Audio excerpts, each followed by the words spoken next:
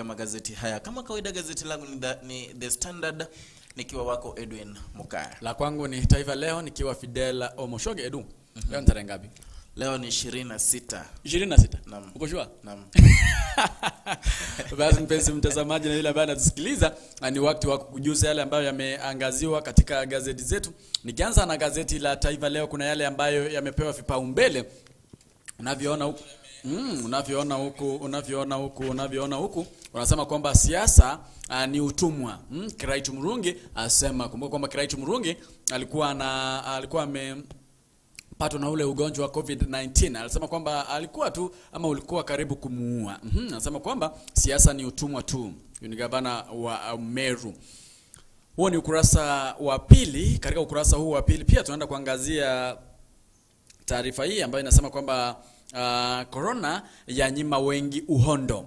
Tutajua kwamba corona inanyimaje wengi uhondo. Katika ukurasa huu wa pili pia kuna msichana ambaye alikili kubadilisha vipimo vya mimba kuokoa aliyemnajisi. Umenajisiwa, umeenda hospitali kupimwa, badala useme amekujinajisi, unaficha tena. Msichana tutajua kwamba nini hichi. Huu ni ukurasa wa pili. Katika ukurasa wa 4 wanasema kwamba teknolojia inavyowasaidia wezi wa mifugo kuiba na kuhepa polisi.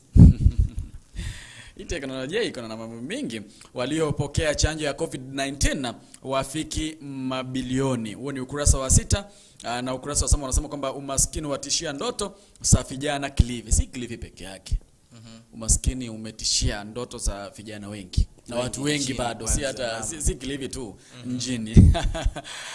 Katika dimba wanasema kwamba kimeumana kwa Gigs achungulia jela kwa kupiga mademu. Kama Gigs alipiga demu moja, hilo linaangaziwa katika ukurasa wa 11 hadi ukurasa wa 4. Hayo ndio yamepewa vipaumbele katika gazeti hili la Taifa Leo. Na moja kwa moja kwa gazeti la The Standard tuangazie ukurasa huu wa 4, ambapo tunaona hapa kwamba kuna vigogo ambao umepanga nambari ya pili katika kuwania kiti cha urais. Unajua kuna wale wamejitokeza mara ya kwanza, akina Mdavadi, akina Kalonzo, naibu rais William Ruto. Pia kuna sehemu ya viongozi ambao wamejipanga pale nambari ya pili, kwamba kuna hayo mawazo pengine ya kuwania kiti hiki cha urais. Vile vile katika ukurasa wa 16 naangalia kwamba umoja hamna katika baraza la NAT. Kuna kile chama kinachounganisha walimu.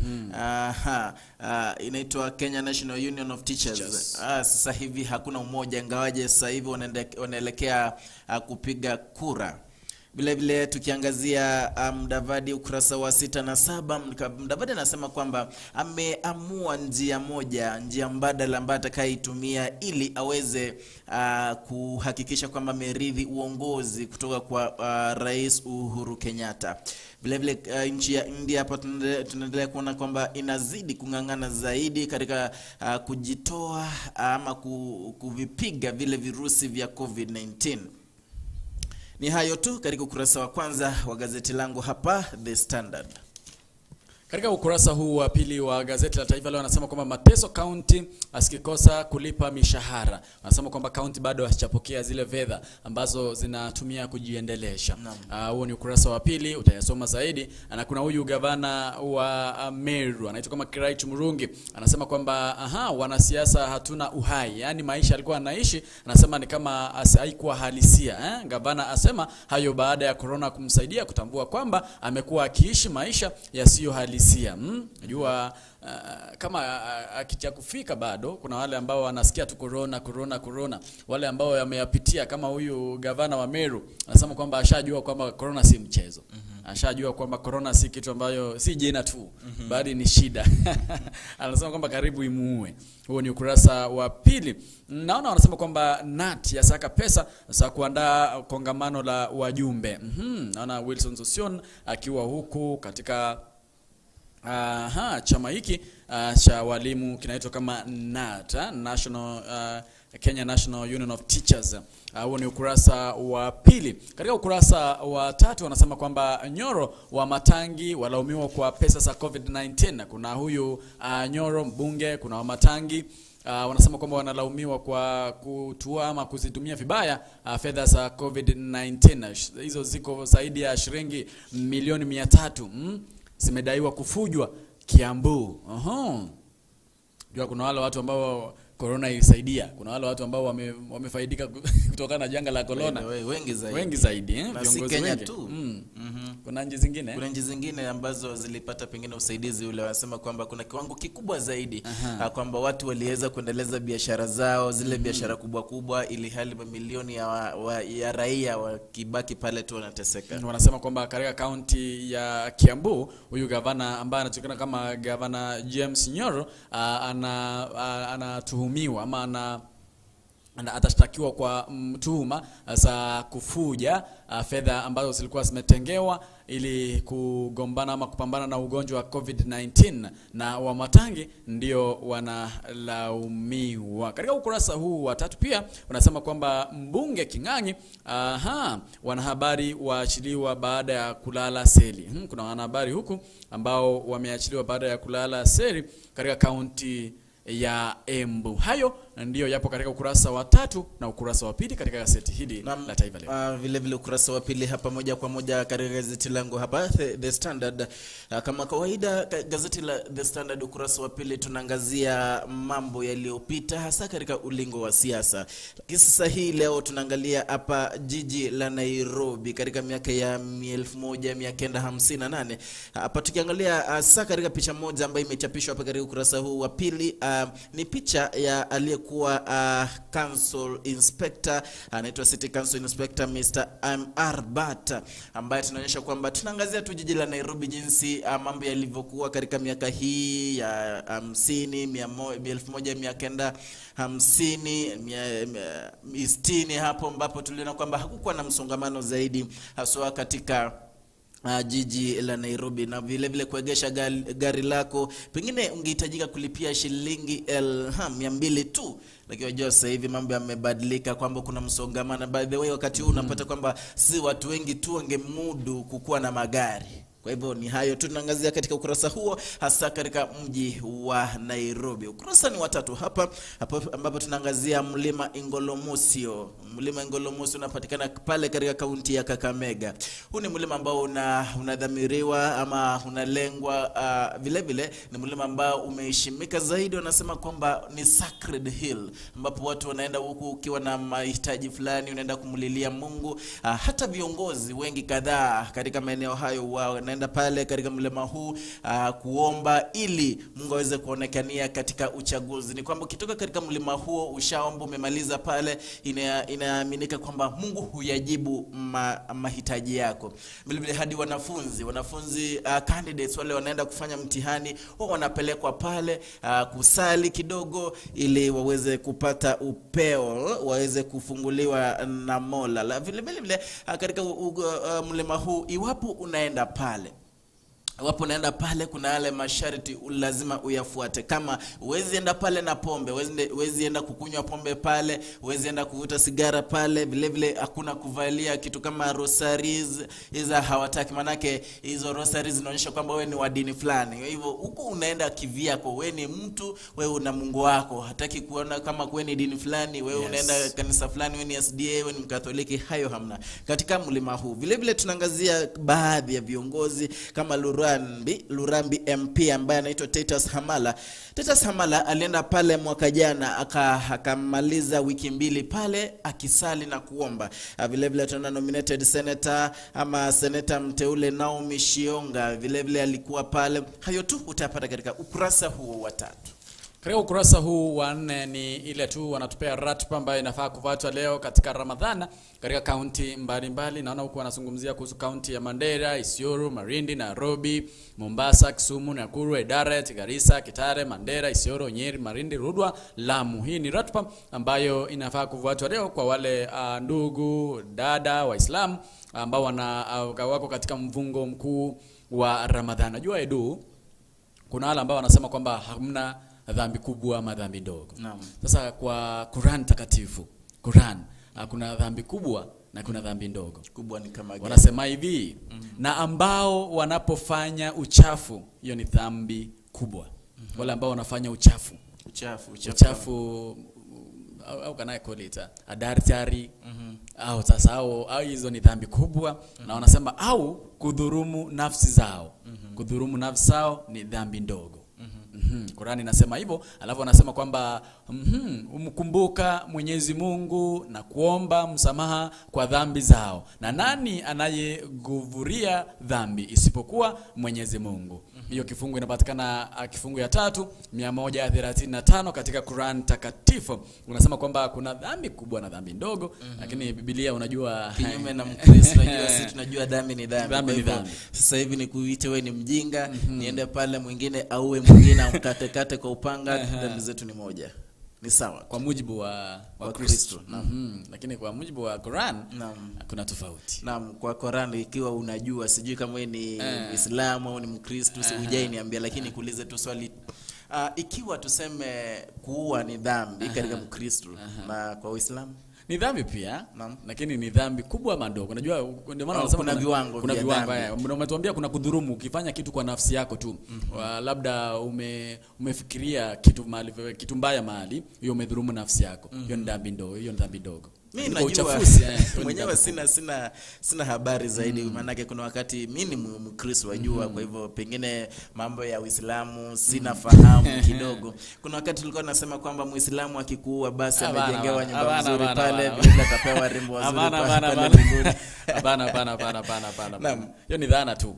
Katika ukurasa huu wa 4 wanasema kwamba teknolojia inavyowasaidia wezi wa mifugo kuipa na kuhepa. Wanasema kwamba wezi wakiipa mifugo wana communicate. Kuna wengine ambao wanaongea na wale askari ambao wanawafuata. Wanasema kwamba hii teknolojia ambayo imekuja inasaidia wezi katika wizi wao. Teknolojia ya mitandao, mtandao wa kijamii, simu, hiyo inasaidia wezi.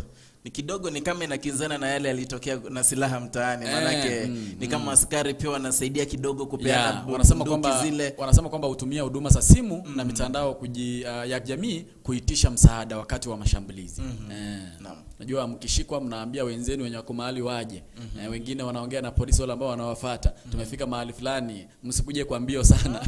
Wanafuata nje nyingine wale kila nje.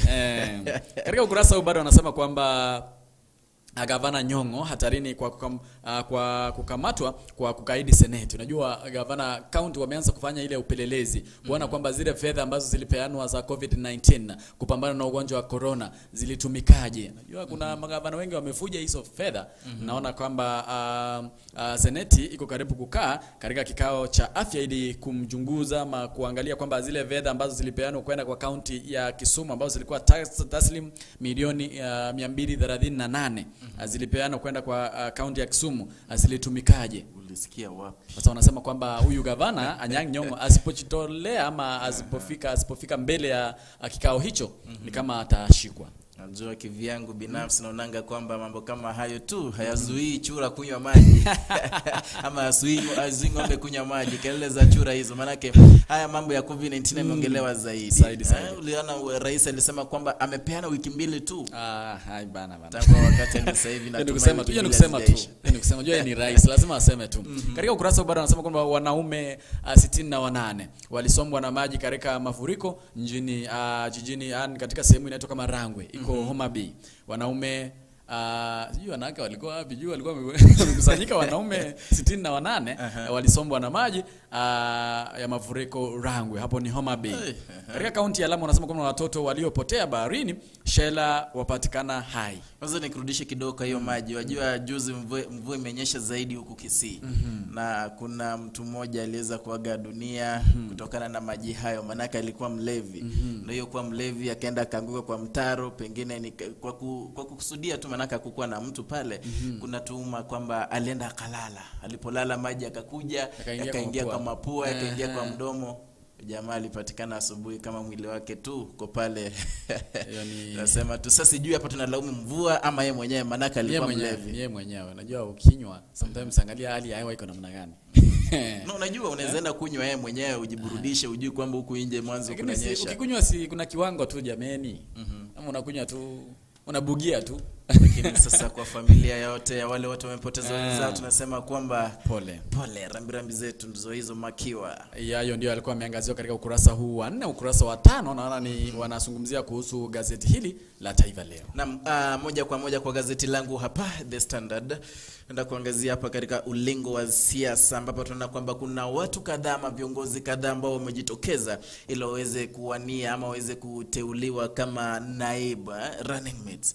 Wajua sasa hivi kuna viongozi ambao wamejitokeza na ana kwa ana wanasema kwamba wanawania urais, akiwa ni yeye naibu wa rais William Ruto, kinara wa ODM Raila Odinga, kinara wa Wiper anaitwa Kalonzo Musyoka, kuna mwenyekiti wa KANU Gideon Moi, pamoja na ANC anaitwa Musalia Mudavadi, ambao wamejitokeza kifua mbele wakisema kwamba wanawania urais. Lakini sasa hivi hatujajua running mates wao. Kwa hivyo kuna wale ambao wamekita kambi katika kambi ya naibu rais, ambao wanadhamiria zaidi ili waweze kuwa pengine running mates hasa kutoka pale Mlima Kenya. Na wale ambao pengine kuna tuhuma kwamba wanaweza sogeshwa mbele ili waweze kuwa kama running mates ni pamoja na aliyekuwa waziri wa kilimo CS Mwangi Kiunjuri, kuna mmoja aliyekuwa anaitwa Martha Karua,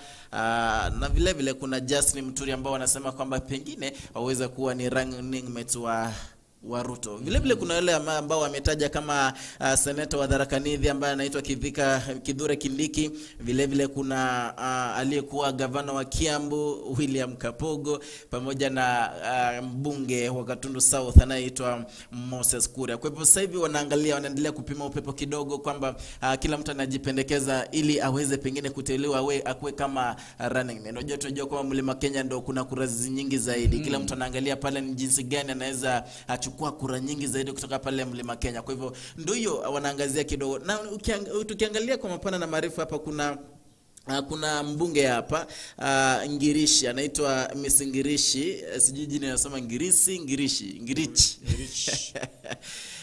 Anasema kwamba sasa hivi katika Mlima Kenya hajaona kiongozi yote ambaye anasema tu na watu wamfuate kwa wingi. Kwa hivyo wanaendelea kuangazia zaidi, lakini sasa hivi kila mtu anaenda anapiga siasa zake tu, akiangazia kwamba pengine anaweza kuteuliwa aweze kuwa kama running mate wa naibu wa rais. Vile vile katika ukurasa wa 5 hapa bado ni katika siasa, ambapo tunapo kwamba kuna mkanganyiko zaidi ambao umetokea baina. Kuna wale wanataka kwamba kukuwe na kikao maalum wiki hii hapo mnamo Ijumaa 5 na Alhamisi wiki hii, ambao wataenda kuzungumzia ama kikao hicho kitaenda kuzungumzia zaidi kuhusu BBI.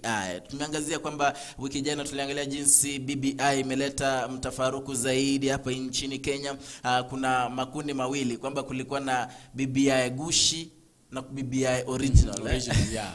Wanasema kwamba ile original ilikuwa imebeanwa kwa county 34 na ile ambayo ilikuwa fake ilibeanwa kwa county 13. Naam, ndo hayo tu. Sasa hivi tunaona kwamba kuna huyu anaitwa the National Assembly Majority Leader ambaye anaitwa Amos Kimunya, pamoja na minority counterpart John Mbadi. Wanasema kwamba hapo Ijumaa 5 na Alhamisi kutakuwa na kikao maalum. Wanasema kwamba kikao hiki kingefanywa wiki jana, lakini kulikuwa na shida kidogo, kwa hivyo ikasitishwa hadi wiki hii. Vile vile Kimunya anasema kwamba hapo jana waliandika ujumbe kwa speaker wa seneti, speaker wa bunge anaitwa Justin Muturi, ili aweze kugazeti mkutano huo. Lakini speaker huyo akiongea na The Standard alisema kwamba hajapata ujumbe wowote. Kwa hivyo kuna mtafaruku, kuna kukinzana hapo kidogo. Hatujajua nini kinaendelea, kuna kikao hiki wiki hii au hamna. Ukurasa wa 5 huo. Katika ukurasa huu wanasema kwamba idadi ya watu ambao wamepokea chanjo ya COVID-19 imefika bilioni. Kenya tuko bilioni ngapi? Unaweza kuona hapa. I mean dunia mzima. Sijui. Nimeshangaa unaniambia Kenya tuko bilioni ngapi? Wanasema kwamba dunia mzima ni kama idadi ya wale watu ambao wamepokea chanjo ya COVID-19 ishafika bilioni 1. Wanasema kwamba kwa idadi kwa watu ambao wamepokea, takwimu zinaonyesha kwamba chanjo ya COVID-19 imetolewa kwa nchi 207. So ndio nchi ambazo zimepokea chanjo ya COVID-19. Hata hivyo 58% ya chanjo hiyo imetolewa katika nchi 3 pekee. That's Marekani kwa watu watu milioni 225, China milioni 216 na India milioni 138. Lakini watu wa kuangalia idadi ya watu wanasema kwamba Israeli inaongoza kwa kutoa chanjo kwa idadi kubwa ya raia wake. Watu 6 kati ya 10 wamedungwa chanjo hiyo ya COVID-19. Na huo ni ukurasa wa 6 ambapo wanasema kwamba kuna watu ama wale ambao wamepokea chanjo hiyo ya COVID-19 washafika bilioni 1 na kupita. Kuna wale ama kundi lile ambalo ni la waasi ambao lilimuua rais wa Chad. Sijui kama ilikuwa last week ambao tulikuwa tumesema kwamba rais wa Chad ameuawa. Sasa kuna lile kundi ambalo lilimuua rais huo. Rais huyo linasema kwamba lipo tayari kusitisha vita kati ya serikali na kundi hilo. Yule ambaye anasimamia kundi hilo, kiongozi wa kundi la waasi la Front for Change and Concord in Chad, anaitwa kama Muhammad Mahati, alisema kwamba wapo tayari kuongea ama kuzungumza na serikali ili kusitisha vita hivyo.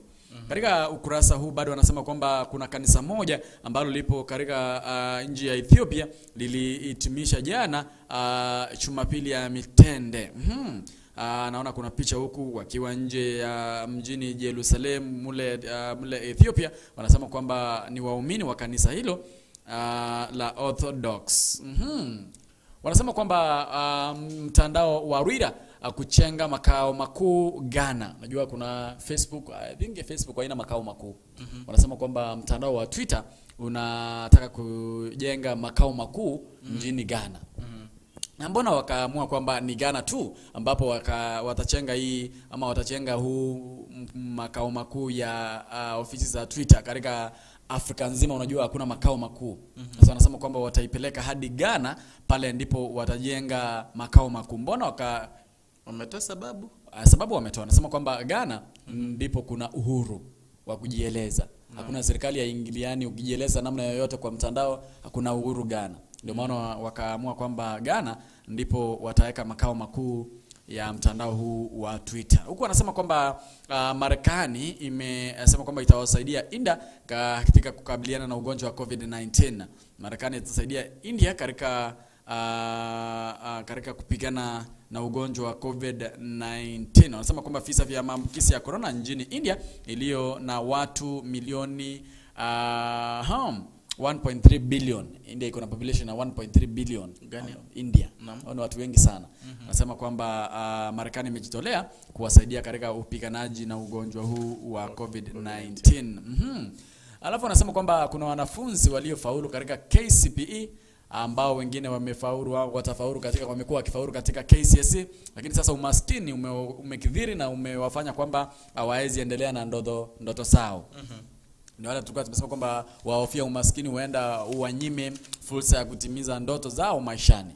Lakini si Malindi peke yake. Nikidhani ni Kenya nzima tu kuna wale watu ambao umaskini umekithiri, umaskini umepita, ambapo sasa ndoto zao wanaona ni kama haziwezi timia. Na nini huleta umaskini? Swali gumu hilo.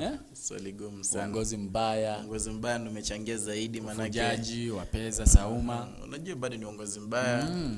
Hayo tu ni aswa. Hayo ndio yaliyokuwa yamechapishwa katika ukurasa huu wa 7 gazeti la Taifa Leo. Naam, katika ukurasa wa 6 hapa tunaangazia, bado tuko katika ulingo wa siasa. Hapa tunaangazia anaitwa kinara wa ANC, Amani National Congress, anaitwa Musalia Mudavadi.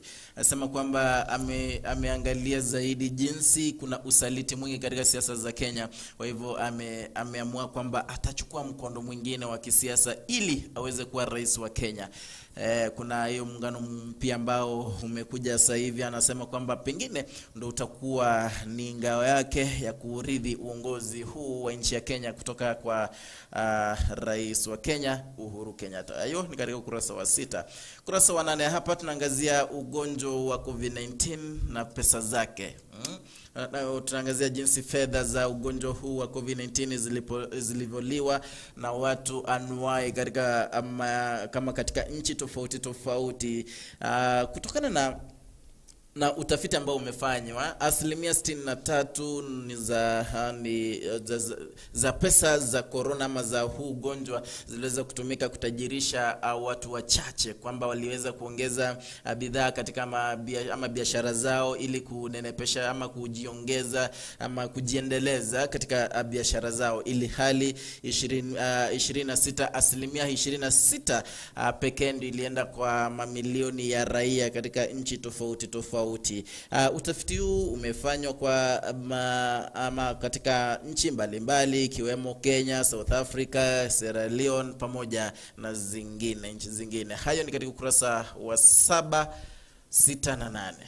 Katika ukurasa huu wa 8 wanasema kwamba wafanyakazi wa kaunti walipe fedha zao. Wanasema kwamba kwa mara nyingine wafanyakazi wa serikali ya kaunti ama za kaunti mbalimbali wamecheleweshwa kwa kupata mishahara yao. Wanasema kwamba serikali hizo za kaunti sijiandae ili kuwalipa fedha zao. Alafu wanasema kwamba unajua sijui kama kuna uhuru wa magavana, maseneta, wabunge wa kutoka kwa kile chama ambacho kilikupeleka bunge na kuenda kuhamia chama chingine. Kuna uhuru kweli?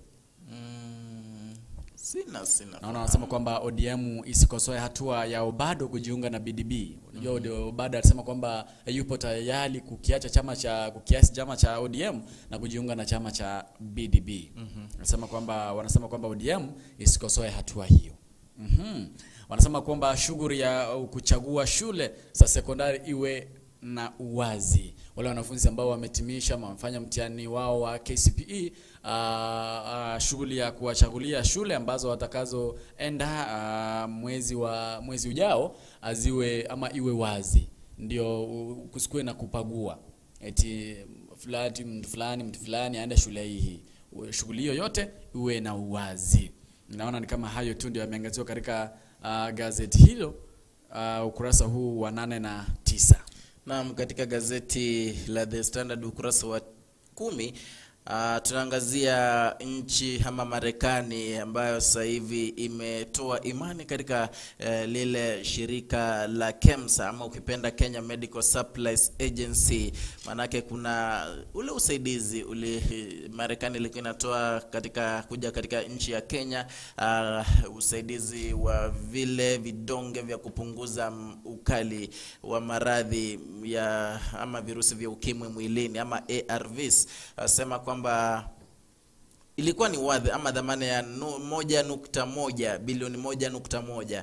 Sasa hivi wanaona kwamba pengine hawana imani na lile shirika la KEMSA, na sasa hivi wanasema kwamba ikiwa wataendelea kutoana usaidizi huu, huenda wakaapana ama wakaamini Chimonix International ili iweze kupokea dawa hizo.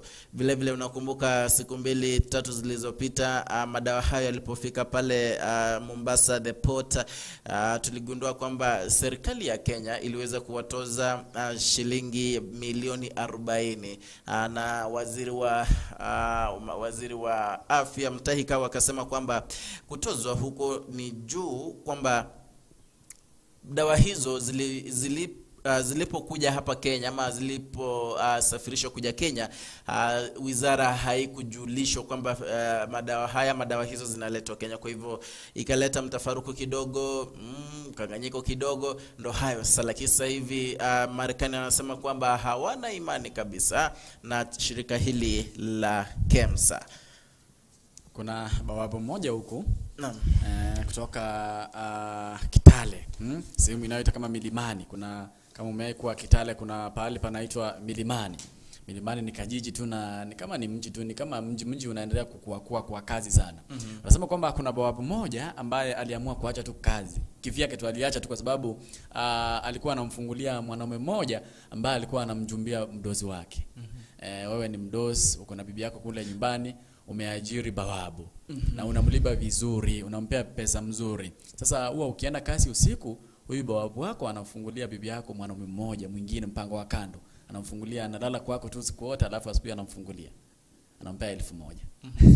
Sasa huyu jamaa mwenye amemwajiri alipogundua kwamba huyu bawabu alikuwa anapokea shilingi 1,000 kwa wiki mara 3. Kwa wiki mara 3. Huyu mwanaume ambaye ni mpango wa kando wa mkewe alikuwa anakuja kwa wiki mara 3. Hivyo huyu jamaa alikuwa anatengeza 3,000 kwa wiki. Alipogundua kwamba mke wake wakati alimwambia kwamba huyu mwenye umeandika huko ndiye anafungulia huyu jamaa anakuja kwako, tunalala na huyu mpango wangu wa kando, jamaa aliacha tu kazi. Aliacha tu kazi peke yake, hakufutwa kazi. Aliona ni kama huyu atamuua tu. Hiyo ilikuwa imeangaziwa katika ukurasa wa 9. Wanasema kwamba corona iko. Kawe hafai kuwazima wana michezo wanaumia bure. Anasema kwamba unajua kuna wakati walisema kwamba michezo ifungwe kwa sababu ya COVID-19. Najua kuna lockdown bado ipo hadi tarehe 29 mwezi ujao. Wanasema kwamba Kawe hafai kuzima wale ama michezo nchini. Wanasema kwamba michezo iendelee na watu waendelee kufanya michezo. COVID izindue serikali. Hayo naona ni kama ndio yameangaziwa katika ukurasa huu wa 10 na ukurasa wa 11 ni dimba tu. Ukurasa wa 12 hapa naangazia wakulima wa majani chai. Wasema kwamba ni kama amekuwa slaves katika mashamba yao, manake wanafanya kazi mzito lakini kuna mapato. Angazia kwamba ni kama wanaendelea kulalamika na pengine mahitaji yao hayajajibiwa. Katika ukurasa wa 12. Ukurasa wa 13 hapa tunaangazia wanafunzi. Wanasema kwamba heri wanafunzi warudi shuleni haraka iwezekanavyo, manake ni kama tunapoteza kizazi hiki. Akiwa pale nyumbani mengi huwakuta, wengine kuwalinda wazazi wanashindwa kuwalinda, wazazi wanaenda kazi wanawaacha wenyewe, wanaanza. Hapo jana mliona pale katika sehemu ya Homa Bay wanafunzi watu walikuwa vijana karibu 28 na wengine wa kike walikuwa zini 12. Walikuwa wanajiingiza kukula, kukunywa, kulewa, muziki, alafu kulikuwa na kufanya ngono pia. Kwa hivyo inakaa vigumu zaidi kuwazuia wanafunzi kujiingiza na tabia kama hizo. Imeangaziwa katika ukurasa wa 13. Katika ukurasa huu wa 11 ni dimba ambao wanasema kwamba Gigio kama Gigi, Bafon, wanasema kwamba kuna huyu Gigs ambaye yupo hatarini kwa kupelekwa jela kwa kuwachapa wanawake. Hayo tu ndio naona yameangaziwa katika ukurasa huu wa 12 na ukurasa wa 13. Wanasema kwamba kuondoka kwa Eddie Woodland nafuu kwa Kindle Sanchol. Wakala wa kiungo Bogipa ameamua kumpiga bei sokoni. Wanasema kwamba Modric atamani sana kucheza na Mpambe. Huo ni ukurasa huu wa nyuma ambapo wanaangazia dimba. Wanasema kwamba ndoto ya Congo Boys ni kunyoa goal Mahia Ugani Serana. Hayo tu ndio yameangaziwa katika ukurasa huu wa nyuma wa gazeti la Taifa Leo. Katika ukurasa wa 16 hapa tunaangazia NAT, Kenya National Union of Teachers. Asema sasa hivi kuna mkanganyiko kidogo, kuna mvutano, manake wanataka kumtoa ambaye ni katibu wa chama hicho ambaye anaitwa Wilson Sosion. Kuna makundi mawili ambao wamejitokeza ambao wanataka kumngoa mamlakani. Kurasa wa 16 huo. Mwisho kurasa wa 19 ambapo hapa tunani maoni. Wanauliza kwamba kuna wakati tuliona Wakenya wananungunika zaidi kutokana na nchi ya Kenya kukopa hela kutoka IMF, shirika la kupeana pesa duniani. Kwa hivyo kulikuwa na maoni tofauti. Kuna wale wanasema hapa kwamba Wakenya waliweza kutoa maoni yao vizuri zaidi, manake wao wenyewe ndio wanaumia na wao ndio kulipa madeni hayo. Vile vile kuna wale wanasema kwamba serikali ama taifa lina sababu nzuri zaidi ya kukopa pesa, liwezi kopa tu kujinufaisha na kujifurahisha. Kwa hivyo hayo ni maoni anuai ambayo yamenakiliwa katika ukurasa huu wa 19 wa gazeti langu la The Standard, na hapo naona nafikia kikomo. Naona huku kuna jamaa ambaye anasema kwamba angeomba tu mshauri. Anasema kwamba yeye anasema nina umri wa miaka 32, mwanaume ambaye tumekuwa wapenzi kwa miezi 2 ametoweka baada ya kunipa mimba. Hatua yake hiyo imeniacha hali mbaya kwa sababu alikuwa amenihakikishia atanioa. Tafadhali nipe ushauri. Naam, anajua tu kwao, anamjua mwanaume huyo. Wamekaa naye wiki mbili. Wiki mbili nikidhania amesema wamekaa naye wiki mbili, miezi miwili. Ndio hayo tunazidi kusema kwamba ikiwa unakaa na mtu umeamua kwamba mnakaa naye vizuri, umeamua muishi pamoja, mjue mwenzako anatoka wapi. Sasa example alikuwa anawajua wote. Atafanyaje sasa? Kuwajua ni wao ndio walikutia mimba? Si hivyo, at least unajua kama unawajua, unaweza ndo useme kuna mambo hapa yametendeka, ni mimi mwenyewe nina mimba nini, unaona. At least unaweza kuwa na kitu nafanya. Na yeye sasa amedoa tu, hana la kufanya, manake hajui ataanzia wapi. Naam. Kuna mwingine anasema kwamba nina umri wa miaka 39. Kuna mwanadada nataka awe mke wangu. Tatizo ni kwamba anawajua wanawake waliokuwa wapenzi wangu wa zamani. Sasa anahofia yeye pia nitamuacha. Nifanye nini aweze kuniamini? Sijui kwamba miaka 39 kama kuna uwezekano. Anasema kwamba yale anazuia ndoa kidogo, elimu. Lakini miaka 39 tabaya jameni, 39 years. Hata kama ni shida. Anasema kwamba kuna mpenzi na anaona kwamba huyu mpenzi anawajua wale ambao washakuwa wapenzi wake wa zamani. Anasema kwamba anahofia naye pia ataachwa bila waliacha wao. Unajua imani ni kitu ujijenga. Kwa hivyo achukue muda wake, yeye binafsi amueleze, amwambie yenyewe mimi nimebadilika, si ule mwanaume uliyekuwa unamjua hapo awali. Sasa hivi nimebadilika. Hamna jingine. Ikiwa atakuwa na imani sawa, asipo sawa. Unajua imani si kitu nalazimisha wewe, nataka uniamini, inakuja tu yenyewe. Huyu anasema kwamba mwanaume mpenzi wangu wa miaka 3 amekataa kabisa kunipeleka kwao. Nimepata fununu ana mke na nikidhibitisha habari hizo nitamuacha. Lakini nashindwa kumuuliza kwa sababu sina hakika.